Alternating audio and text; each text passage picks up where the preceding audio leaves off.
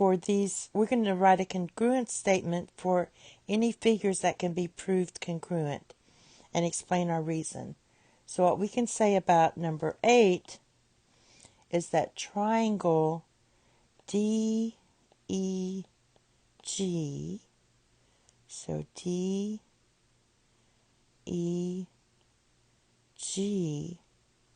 is congruent to triangle, and what I want to do is start with F because that's matches up to G, and we're going to say F G, and I'm going to G because these angles are congruent, and then I'm going to say E, so F G E.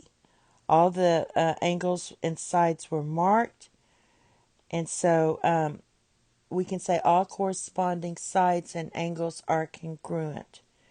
So what we match up is exact order that we're going around in. So let's try number 9.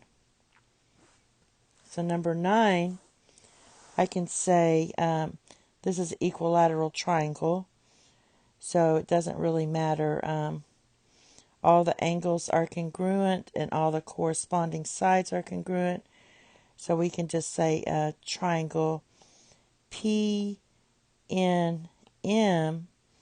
is congruent to, and it doesn't matter where you start because they're equilateral.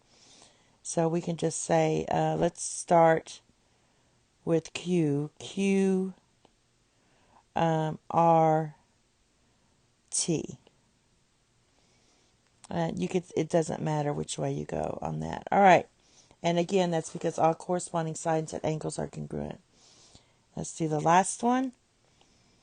So before, there's one angle that's not marked, and that's this one.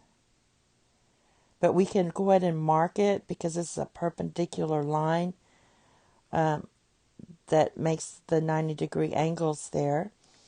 So, and I also can use my